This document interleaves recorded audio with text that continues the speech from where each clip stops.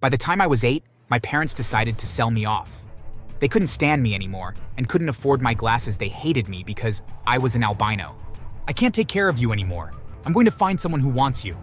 But I doubt anyone in their sane minds would want a disabled child.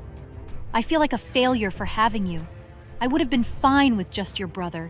If you dare go blind before we find a buyer for you, I'll kill you with my own hands. Those words hurt like hell. Even though they'd been repeatedly calling me a disabled, it hurt every time. I believed I was.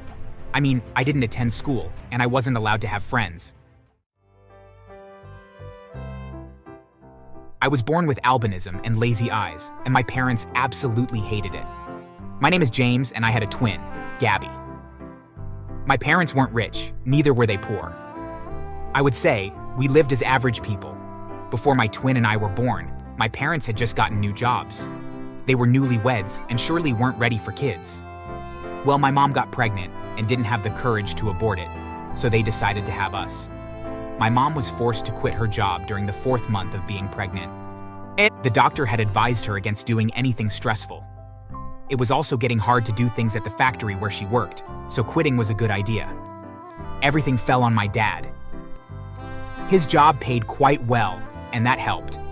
My mom didn't want to sit idly at home, so she began a business online where she helped people advertise their products. It wasn't so profitable, but it helped a little. We stayed longer than normal in her womb. We came out when she was 10 months pregnant.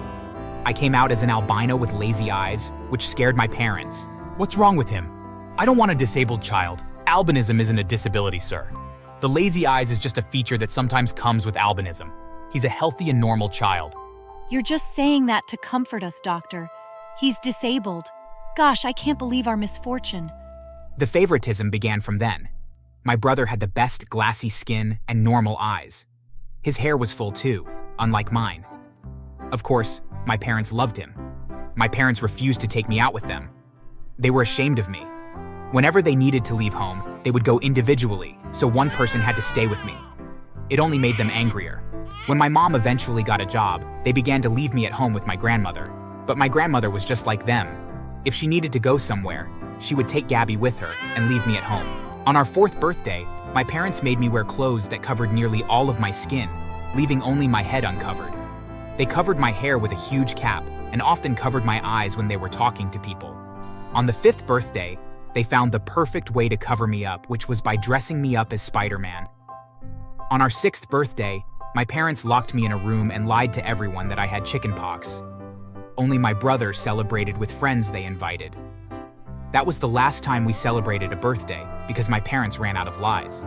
My eyes got worse by the time I was 7, and I needed glasses. My brother went to a normal school, but I was left to stay at home. When my brother returned from school, he would teach me what he was taught. But Gabby wasn't so brilliant, so I was often confused about the things he taught me. My dad soon got fired from work when he got caught stealing with a group of other employees. He had to pay a fine with all of his and my mother's savings to avoid being jailed. We had to rely on my mom's meager salary. It went like that for 2 whole months before my mom lost her cool. She was tired of feeding us alone. They began to argue a lot and often transferred their anger to me. My dad would slap me and call me bad luck. As for my mom, she developed the habit of spitting on me whenever she was angry. It was so disgusting because I hated dirt. She knew that. So whenever she spat on me, she would make me sit without washing until her anger melted off. By the time I was 8, my parents decided to sell me off. They couldn't stand me anymore and couldn't afford my glasses. They hated me because I was an albino. I can't take care of you anymore. I'm going to find someone who wants you. But I doubt anyone in their sane minds would want a disabled child. I feel like a failure for having you. I would have been fine with just your brother. If you dare go blind before we find a buyer for you, I'll kill you with my own hands. Those words hurt like hell. Even though they'd been repeatedly calling me a disabled, it hurt every time. I believed I was. I mean, I didn't attend school, and I wasn't allowed to have friends. Luckily for me, my parents found a couple who were desperate for a child. They took me with them to the agency, and the couple immediately showed their likeness for me. It was strange, because I'd never received love. Well, my parents sold off their rights over me and left without even glancing at me. I felt bad for the couple. Why did you buy me, sir and ma? I'm a disabled child, and all I'm going to do is give you problems. My parents always say I brought them bad luck and misfortune. I don't want to give you bad luck. I saw their eyes water, and I broke out in a sob. I felt like I'd made them sad with my misfortune. Surprisingly, they pulled me toward themselves and engulfed me in a hug.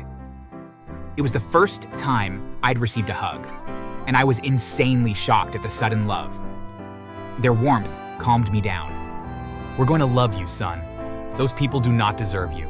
We're your new parents, and we will shower you with all of the love we have. You're not disabled. Albinism is beauty, not a disability. You're a handsome child. Don't ever forget that. Always tell yourself that you're not disabled, okay? I instantly felt comfortable with them. My new parents kept to their promise. I was showered with so much love that I often burst into tears at how loved I was.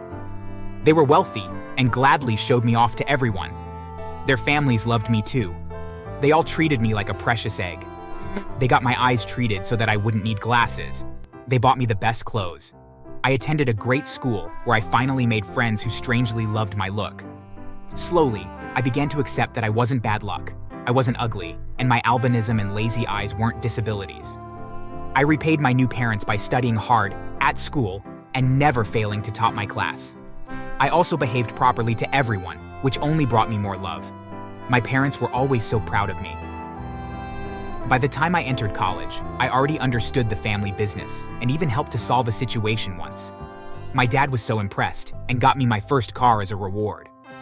I completely forgot about my biological parents because I was so happy with the people they sold me off to. I worked even harder and emerged as the best graduating student. It was all over the news, as my dad was a popular businessman and my school was also well known. The day after my graduation, I got so many gifts and congratulations from people, including those who I had no idea of who they were. 1 month later, I resumed work at my dad's company as the vice president. I was already good at the business and ready to be the president, but my dad wasn't ready to step down yet. According to him, he wasn't ready to start sitting idly at home. Once I began working at the company, things changed even better. Our stocks went higher as a result of the new techniques I brought in, making my dad even more impressed. I began attending meetings with him as his successor. My face was always in the media with every milestone our company reached. I'd long gotten rid of my insecurity as an albino, so when I saw a few people on the internet talking about it, I ignored them. 90% loved me and didn't care about it, and that was all that mattered to me. Things went smoothly for the first year, and our company became the second richest in the business industry. I'd also risen to the top 5 richest youngest businessmen, occupying the 3rd spot. I was only 24. My dad boasted about me everywhere, and my mom had to deal with rejecting proposals of the countless rich women who wanted to get married to me. I wasn't ready for marriage yet. At least, not until I was 27. I was in the middle of a meeting one day when I was told that I had visitors who were begging to see me. It wasn't the first time that had happened. Oftentimes, people would come to ask for jobs or beg for me, and if they were qualified, I would find a place to put them in. Those who weren't, I'd simply give them money. I asked the security to bring them to my office and entertain them until I was done with the meeting. It wasn't until the next 30 minutes before it finally ended, and I went to my office.